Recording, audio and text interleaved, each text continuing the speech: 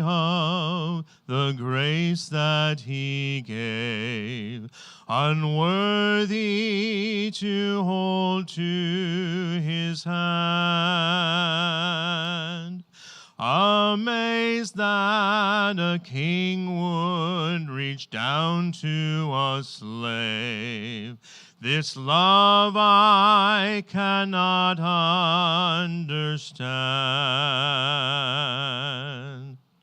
My sorrow and sickness laid stripes on his back. My sin caused the blood that he shed.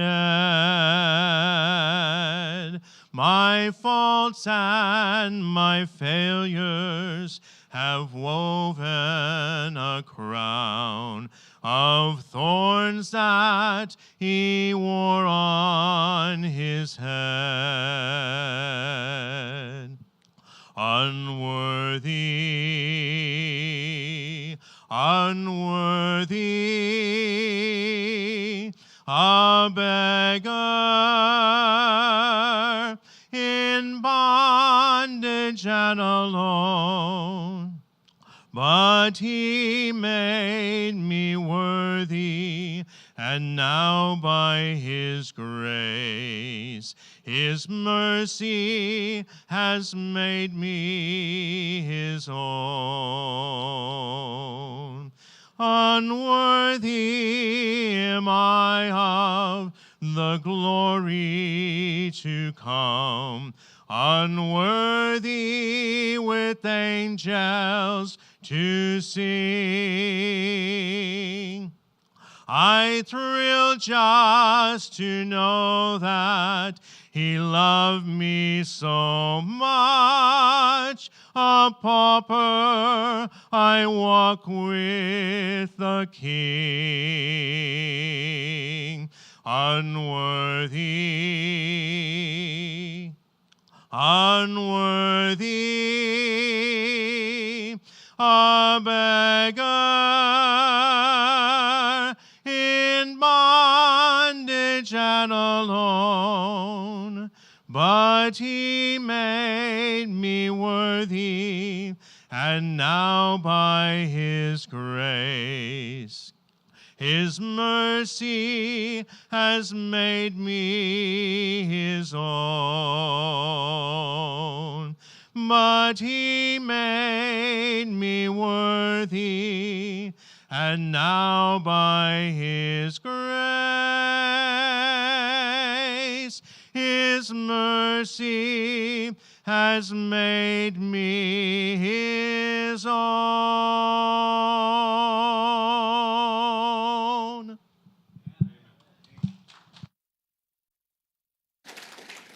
Take your Bible, go back to the first chapter of Ecclesiastes, and then we'll finish the thought for this morning in our text in chapter number 9 and verse 11 and 12. I'd like for you to follow with me from chapter 1, the mind of Solomon as he begins his adult life and as he takes his journey, goes on his path that he would go on in life as he goes through his adult years, his early adult years as a man, and then in the middle years and toward the end of his life. I'd like us to start, if I could please, in chapter 1, verse number 1, and then I'll bring some things to our attention throughout these chapters before we arrive in chapter number 9. We won't read all of it, of course, but chapter 1 and verse 1, the words there are the words of the preacher, the son of David, king in Jerusalem. Vanity of vanities, saith the preacher, vanity of vanities, all is vanity. Of course, every time we hear Solomon speak, you have to understand that he still has the wisdom that God had given him to judge. He has wisdom that others never had before him or after him. So keep in mind as you're reading through these passages and reading through these words from this man, that he still has retained the wisdom from God as he's speaking. Verse number 3, what profit hath a man of all his labor which he taketh under the sun? One generation passeth away, and another generation cometh. But the earth abideth forever. He said, the earth remains, but I see, it seems to me vain, it seems to me empty. An empty existence for man to come on the scene and then live and then die and leave what he has to someone else. And one generation comes and passes on, and the next generation comes on the scene, and then they pass away, and the earth abides still, and it's just a cycle where man comes, man lives, man dies. Verse number 5, the sun also ariseth, and the sun goeth down, and hasteth to its place where he rose. The wind goeth toward the south, turneth about to the north. Under the north whirleth about continually. The wind returneth again according to his circuits. And so he's talking about, of course, the stream and pattern of the wind and the currents of the sky, the currents of air. He says it's all the same. It just comes and goes. He's using the wisdom of God and the wisdom of man that he has compiled, and he is trying to get a glimpse and a better understanding of what this thing of life is all about. And what kind of meaning he can find for his own life. And he says, I see that the wind comes and goes back to where it was. I see the sun goes up and then comes back down to where it first rose. I see that man comes and is born of dust and then goes on, and from dust man comes, and from dust man returns. He says, I see all the rivers in verse 7. They run into the sea, yet the sea is not full. The sea never overflows. Unto the place from whence the rivers come, thither they return again. And the whole cycle of water, where it comes from the sky, and then it goes to the rivers, and it comes down the mountains, and it melts, and then it goes out into the brooks and the streams and the rivers, and then the giant rivers and that funnel into the seas and the oceans, and then the cycle starts again. He says, I see it. I understand how it works. Verse number 8, he says, all things are full of labor. Man cannot utter it. The eye is not satisfied with seeing. Man just can't get enough. Whatever he sees, he's never satisfied. I see whatever man eats, he's not filled. Whatever he hears, the ear is not filled with the hearing. He's got to hear more. It's just a continual, never-ending cycle, this thing of life. The thing that hath, in verse number 9, hath been, it is that which shall be. He said there's nothing new under the sun. What's happened before, what's going to happen in the future has already happened in the past. What's going to happen to me has already happened to somebody else. What I've gone through, the joys that I will enjoy, someone else has already enjoyed them. The burdens that I will face, someone already, well before my time, has already faced those same exact burdens. What I'm going through and what I'll experience in life, others have also seen and experienced before. And that which is done is that which shall be done. And there is no new thing under the sun. He said, what will be done now has already been done. And what has already been done will be done in the future. And there's nothing new under the sun. And man will invent this, and man will invent that, and man will come up with this. And man will take the creation that God has given us, and he'll combine different parts of creation to come up with his own inventions and so forth. But there's nothing new under the sun. Verse number 10, is there anything whereof it may be said, see, this is new? It hath been already of old time, which was before us. Of course, Solomon is talking about the realness of life. He's talking about what life is really all about. And we know, and Solomon knew in all of his wisdom, that life is not made of the things that man possesses. Life is not made of what we can accumulate and what new inventions man can come up with. We know that's not truly what life is all about. And so you have to understand that's where Solomon is speaking from. And he says, no, there is nothing new. There is nothing that has come on the scene. See, this is new. It hath been already of old time, which was before us. Verse 11. There is no remembrance of the former things, neither shall there be any remembrance of things that are to come with those that shall come after. He says something happens, and then it's in the past, and it's forgotten, and it's behind, and then there's only that which is in front. So whatever it is that is done will soon be in the rear, and soon will be forgotten and put behind. Then he says in verse number 12, I, the preacher, was king over Israel in Jerusalem. And I gave my heart to seek and to search out wisdom, by wisdom concerning all things that are done under heaven. He says, I took all the wisdom that God gave me and all the knowledge and understanding that God gave me, and I searched.